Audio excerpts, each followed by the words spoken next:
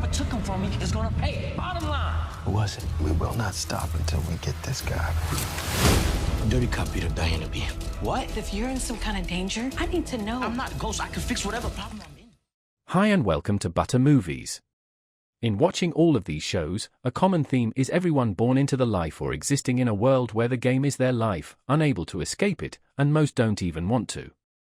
Monet doesn't want to leave the business because it's all she knows. It's scary to start over. We watch Tariq have to sweep a floor with disgust for a single shift and then balk at the idea of a life spent in honest work. Even if her intentions are in the right place, this belief that Monet can balance the business and her family in some new way feels misguided at best. And it got off to the worst start possible. For all those who knew there was something majorly off about Detective Carter, I'm currently slow clapping in your honor because not only is that man dirty, but he's also unwell.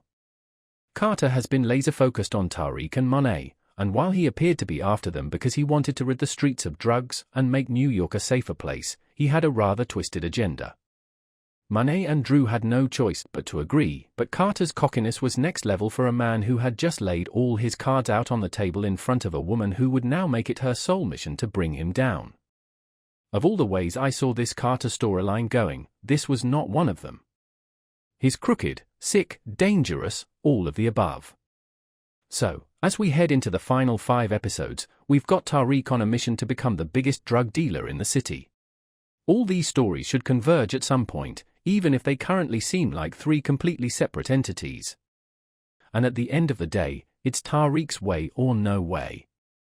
There's a reason that man is alone, not a friend or person in his corner, outside Brayden. Tariq's problems are always the biggest. They're always the most important.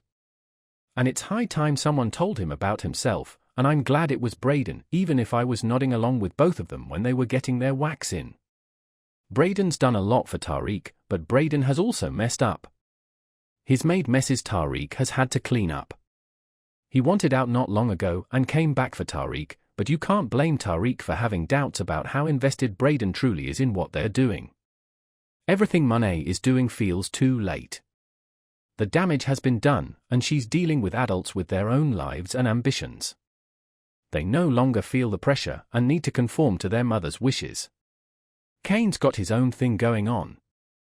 Diana's been saying she's out and being with child, there's less insistence she put herself in danger. And Drew, well, he's always had one foot out the door, and he's ready to move the hell on now.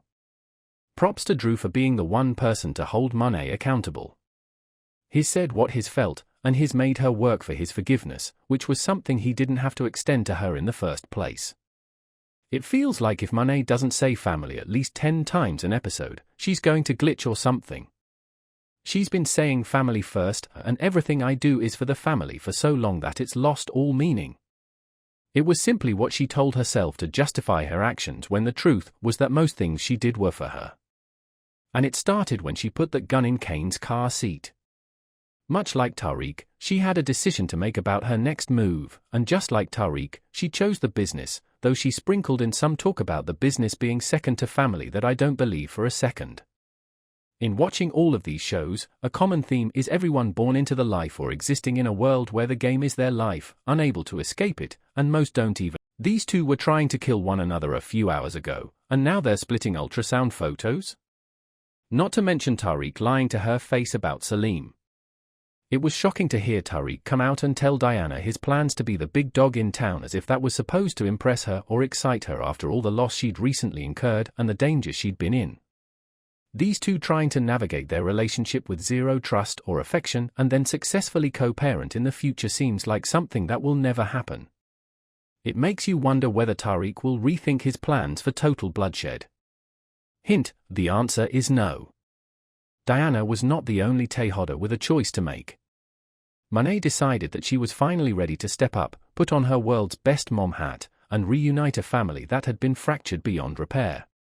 Power shows can be so comical in the way they have people ready to fight to the death and then turn around soon after that and have them talking about the depth of familial bonds and the need for everyone to put aside attempted murder and come together for the greater good. Much like Tariq, she had a decision to make about her next move, and just like Tariq, she chose the business, though she sprinkled in some talk about the business being second to family that I don't believe for a second. Monet doesn't want to leave the business because it's all she knows. It's scary to start over. We watch Tariq have to sweep a floor with disgust for a single shift and then balk at the idea of a life spent in honest work. Even if her intentions are in the right place, this belief that Monet can balance the business and her family in some new way feels misguided at best. And it got off to the worst start possible. For all those who knew there was something majorly off about Detective Carter, I'm currently slow clapping in your honor because not only is that man dirty, but he's also unwell. Carter has been laser-focused on Tariq and Monet, and while he appeared to be after them because he wanted to rid the streets of drugs and make New York a safer place, he had a rather twisted agenda. It took 3.5 seasons of Ghost, but Tariq finally admitted that he's just like his dad. It all changed during a conversation with Brayden, where Tariq finally acknowledged and accepted the similarities between him and Ghost. Despite this realization, Tariq still doesn't fully see how similar he is to Ghost.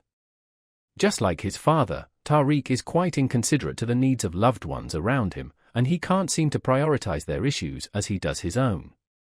When Brayden voices his issues during an argument with Tariq, they get brushed aside as Tariq tells him to take this *T on the chin like I do every day. Later on, Tariq expects Diana to be okay with him being deep in the drug game as they raise their child, as opposed to pretending to be out of it like Ghost did.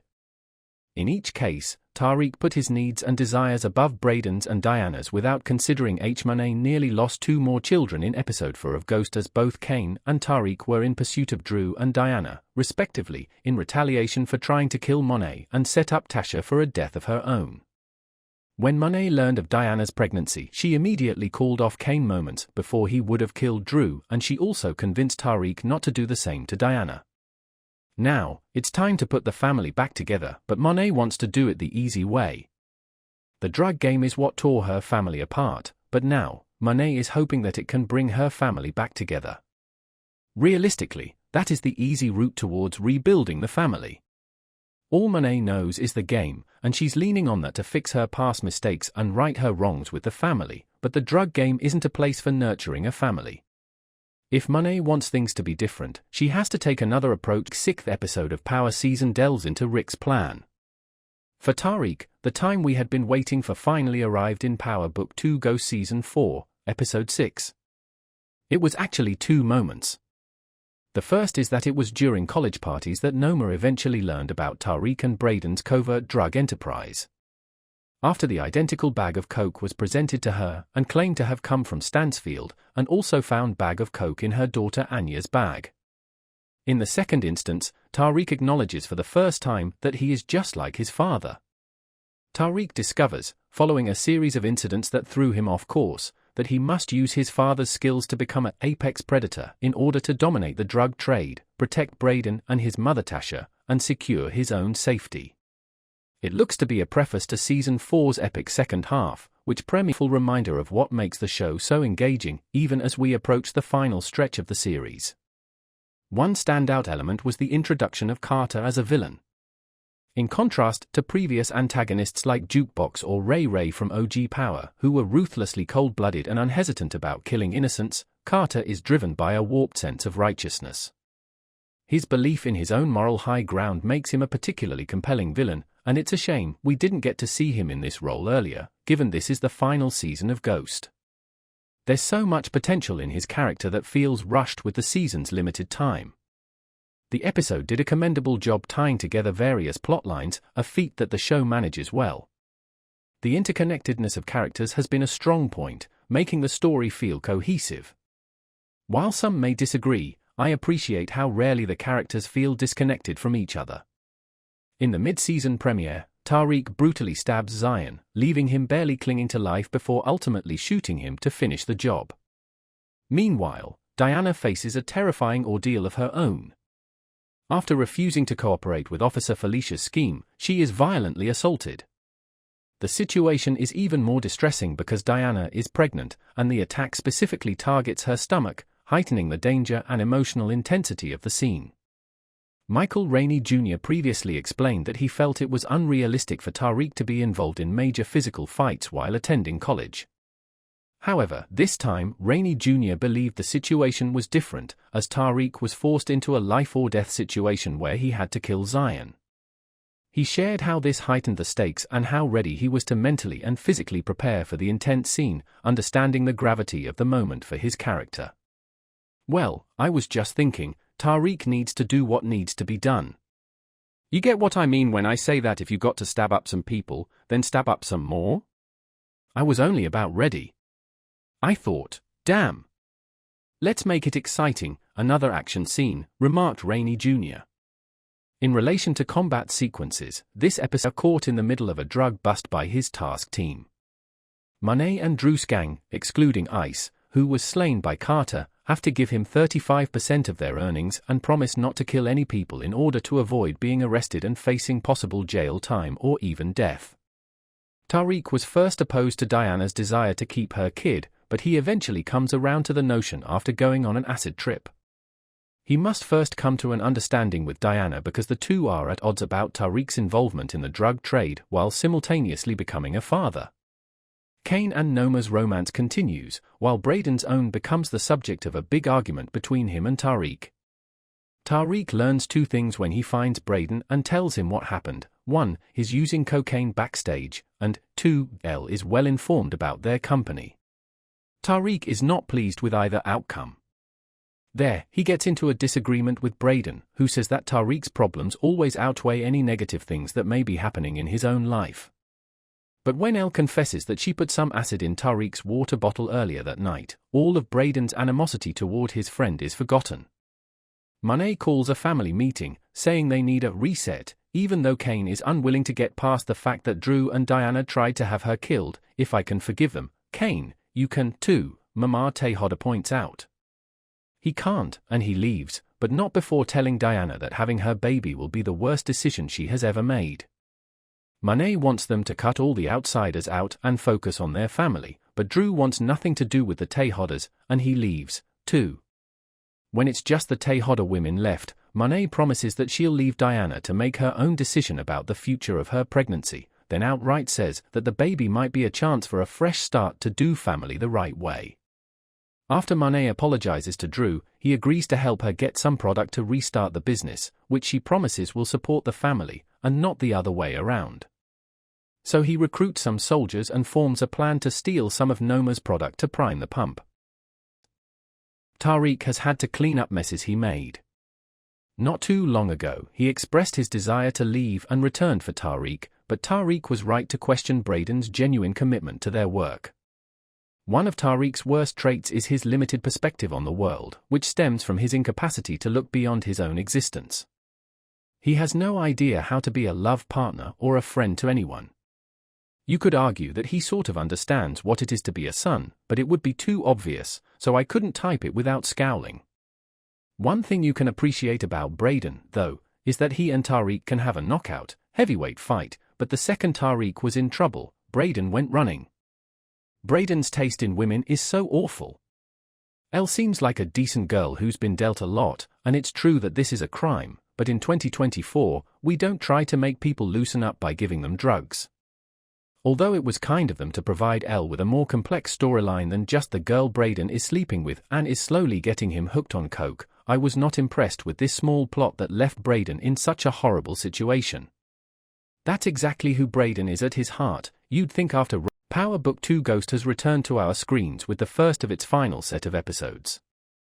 The mid-season finale aired back in July, leaving fans on tenterhooks with a dramatic cliffhanger. The show has followed a new cast of characters led by Tariq St. Patrick, the son of notorious drug dealer Ghost, as he has followed in his father's footsteps, entering the drug game. Catherine Busby, president of programming for Starz, called the final season explosive and a fitting crescendo in a decade of an immensely popular franchise. Thankfully for fans of the franchise, it is still set to continue on, with Book 3, Raising Kanan, and Book 4, Force both moving into new seasons, and a new prequel series called Origins on the way. The first episode of Power Book 2, Ghost Season 4, was released on Friday the 7th of June, and episodes were released weekly on MGM Plus on Fridays in the UK. Season 4 Part 2 premiered on the 6th of September, with the first of the final 5 episodes. This means that fans can expect Episode 7 to be released on Friday the 13th of September, 2024. The upcoming episodes will explore into Tariq St. Patrick's tumultuous journey. Michael Rainey Jr. returns as Tariq, who finds himself facing a situation strikingly similar to his late father, Ghost. Tariq must navigate the balance between leaving the criminal world behind or stepping up to take over. Monet Tejada, portrayed by Mary J. Blige, will continue to deal with intense family drama and obstacles, especially after her confrontation with Detective Don Carter, played by Michael Ealy. Meanwhile, Noma, played by Caroline Chickasee, will face challenges as she maneuvers through the drug game while managing complications introduced by her daughter. Just when it seemed like Diana and Tariq could work things out with their child on the way, Tariq dropped a bomb on Diana, but telling her his plans to remain in the game as they raise their child. Diana, traumatized by how her experience with parents in the drug game, is set on her keeping her first child as far away from the game as possible. So, she makes it clear to Tariq that his plans won't work for her and their child. Just like Drew, Diana is set on putting herself first and prioritizing her wants and needs. This means putting herself and her future child above the needs of her family for once. In order to do that, Diana can't compromise for the sake of Tariq. If Tariq can't make the necessary sacrifices in order to create a safe life for their child, then there's no point in Diana trying to make things work.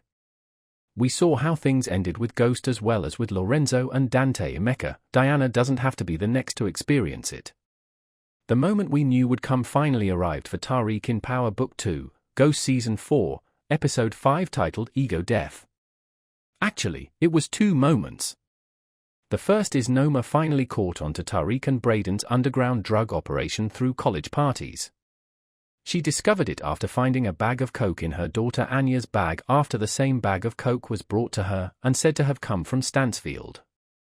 Noma walks into the next college party with Kane to see the operation live in action, and though their plan is to kill Tariq, they're forced to put a stop to it after Tariq uses Anya as a distraction. The second moment is Tariq finally accepting that he is no different from his father.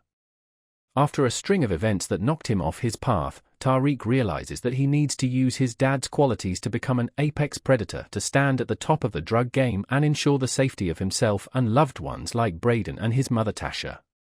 It foreshadows what appears to be an epic second half to Season 4, which begins later. These two were trying to kill one another a few hours ago, and now they're splitting ultrasound photos?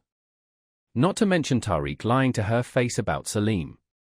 It was shocking to hear Tariq come out and tell Diana his plans to be the big dog in town, as if that was supposed to impress her or excite her after all the loss she'd recently incurred and the danger she'd been in.